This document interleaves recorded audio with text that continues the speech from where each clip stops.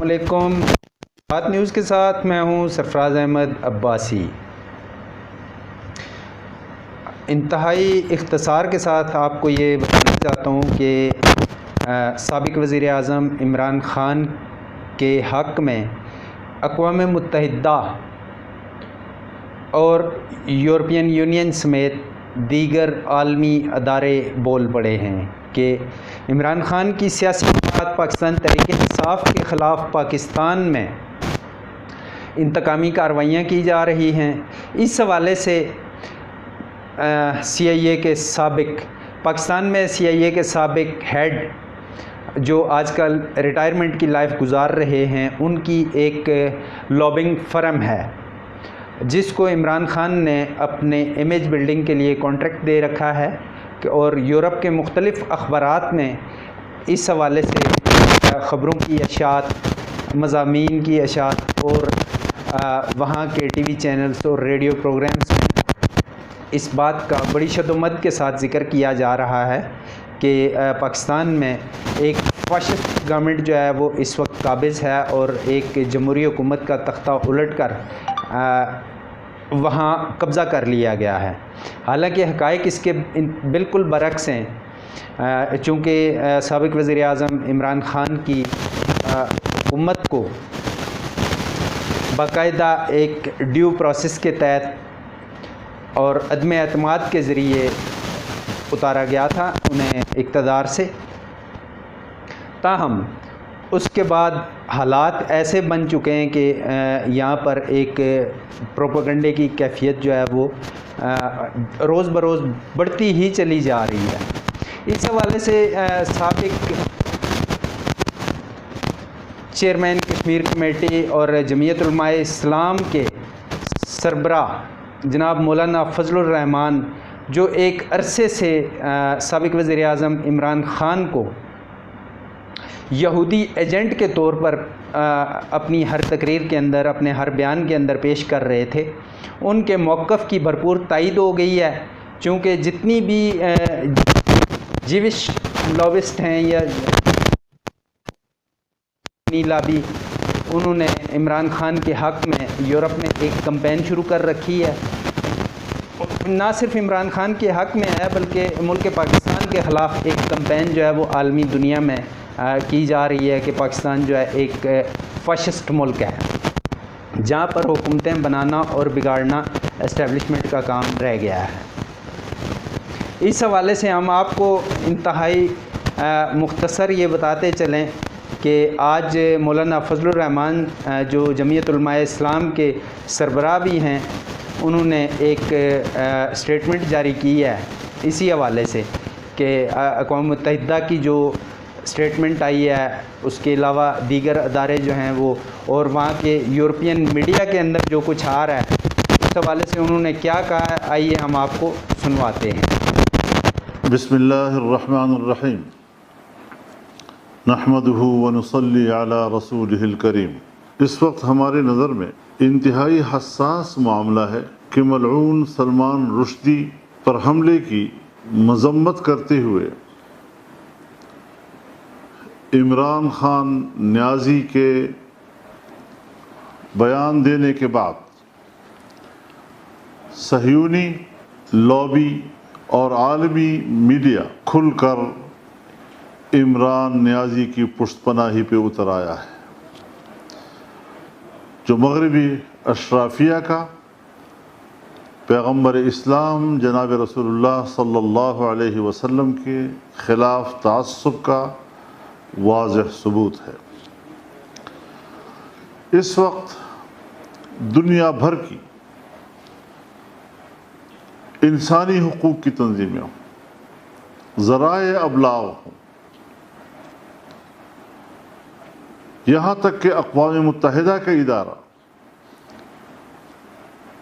عمران نیازی کی باغیانہ سرگرمیوں کو جائز جمہوری جدوجہد باور کرانے اور اسے اپنی مملکت کے آئین کے خلاف سرکشی پہ اکسا رہی ہے۔ واضح رہے، جس دن عمران نیازی نے شاتم رسول صلی اللہ علیہ وسلم سلمان رشدی پہ حملہ کی مذمت کی ہے، اسی روز سے عالمی صہیونی لابی نے پاکستان گورنمنٹ کو دباؤ میں لانے کے لیے اقوام متحدہ کے فورم سمیت عالمی ذرائع ابلاغ کو عمران کے حق میں استعمال کرنا شروع کر دیا ہے، تاکہ ان کی باغیانہ سرگرمیوں کو جمہوریت کا کور دیا جا سکے، اور اس مقصد کے لیے بھی کہ کسی طریقے سے پھر پاکستان کے الیکشن میں دھاندلی کے ذریعے سے اسے دوبارہ اقتدار پہ لایا جا سکے اور اپنے مہرے کو ایک بار پھر پاکستان کے تخت پہ بٹھایا جا سکے۔ اس وقت پاکستان کی ریاستی ادارے شدید ترین عالمی دباؤ میں بھی ہیں، اور عمران خان کی لامحدود مالی کرپشن، ممنوع غیر ملکی فنڈنگ اور باغیانہ سرکشی کے خلاف کسی بھی کارروائی میں التوا اور تاخیر کی پالیسی پر گامزن نظر آ رہی ہیں۔ عمران نیازی اور اس کی ذریت خود کو آئین و قانون سے ماوراء سمجھتی ہے۔ اگر ریاستی اداروں نے عالمی دباؤ میں آ کر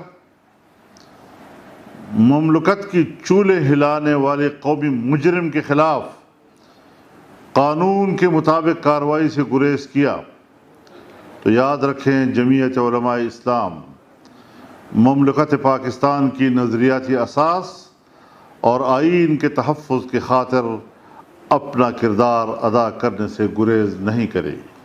ہم اقوام متحدہ اور انسانی حقوق کے عالمی فورم سے پوچھنا چاہتے ہیں کہ آپ کی ہمدردیوں کا محور و مرکز عمران خان نیازی کیوں؟ پاکستان میں اس سے پہلے سابق وزراء اعظم کے خلاف عمران خان کی حکومت نے جس طرح کی انتقامی کارروائیاں کی اور ملکی اداروں کو ان کے خلاف استعمال کیا اور ان کو اور ان کے خاندان کو جیلوں میں ڈالا، کیا کبھی ایک مرتبہ بھی آپ لوگوں نے ان کے ان اقدامات کی طرف اشارہ کیا ہے کہ آپ کی اقدامات غیر جمہوری ہیں؟ آج جب الیکشن کمیشن کی طرف سے واضح طور پر ان کی چوری کے اقدامات قوم کے سامنے لائے گئے تو عالمی ادارے، اقوام متحدہ اور اسرائیلی چینلز اس پر تلملائے ہوئے ہیں، احتجاج کر رہے ہیں اور اپنا واضح بیانیہ اس کے حق میں دینے سے گریز نہیں کر رہے۔ ہم ان سے یہ پوچھنے کا حق رکھتے ہیں کہ وہ کیا پاکستان کے آئین سے منحرف، پاکستان کا قانون شکن، اس کی نظریاتی اساس پر تلواریں مارنے والا، اس کی پیٹھ میں خنجر گھونپنے والا، آپ کس نظریے سے اس کی پشت پناہی کر رہے ہیں؟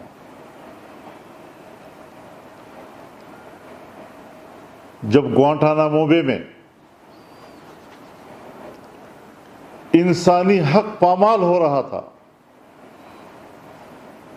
اور درندگی کا مظاہرہ کرتے ہوئے وہاں قیدیوں پر ظلم ڈھائے گئے، تاریخ اس مظالم کو لکھتے ہوئے اس کے قلم کانپتا ہے۔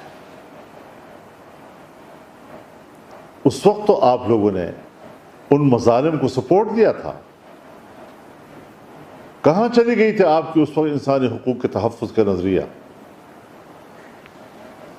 ابو غریب جیل میں جب قیدیوں کو زندہ انسانوں کو کتوں کے ذریعے نوچا گیا،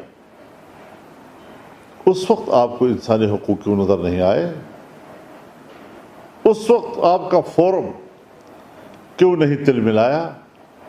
اس کو انسانی حق کا احساس کیوں نہیں ہوا؟ آج بھی عافیہ صدیقی امریکی جیل میں سڑ رہی ہے، کس جرم کی برداشت میں؟